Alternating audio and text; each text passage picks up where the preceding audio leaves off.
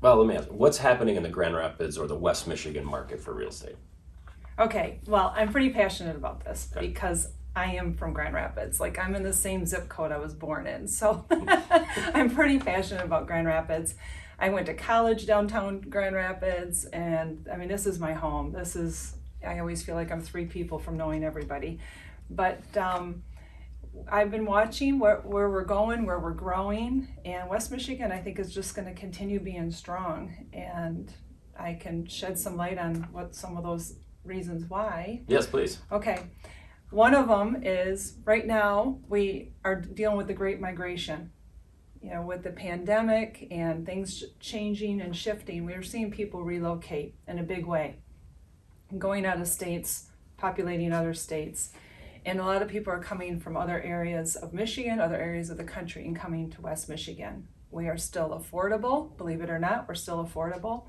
And we're very desirable for so many reasons. We're very diverse in our manufacturing and in our we're in medical, auto, furniture, food. I always loved food. Beer. Yeah, beer. Yeah.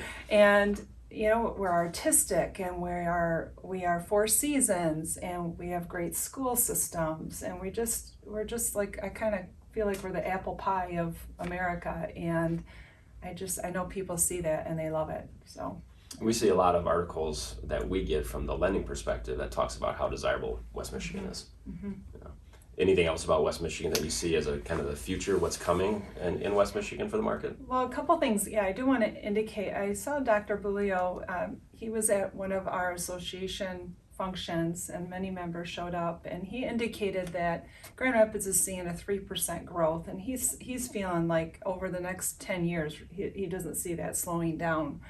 We house over 80,000 college students in West Michigan, and a lot of those college students choose to keep that their home. Like they graduate from college and they're like, you know what, I like where I live, or I've enjoyed this last 4 to 6 years and I want to stay here, so they're making it their home. The other thing that I had mentioned to you before is obviously we're dealing with relocation, and people, what we've been seeing over the years is it used to be people relocated because they had a new job. Now they want to know that they're going to love where they're going to live before they accept a new job. And so we're seeing that. And the other thing I had mentioned is we're actually seeing a lot of refugees coming to West Michigan. That's been throughout my career, we're seeing people. But West Michigan we're very welcoming, and that's a beautiful thing. But this is where we need housing for a lot of different reasons. And that's just going to continue. So the outlook is pretty strong for the next few years, Absolutely. according to that. Do you feel like it's a housing bubble?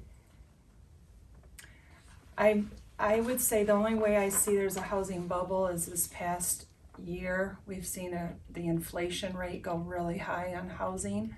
I do think it's going to taper off, and that's a lot of our resources is saying, but I don't think it's going to go down. And I think you too as a lender know this, we're writing better paper, right? Mm-hmm. Our loans are better paper. And people are not going to let homes go into foreclosure if they built $50,000 to $100,000 equity. I just don't see. We're in a different place than we were 13 years ago or 14 years ago, and that's what I keep reminding myself.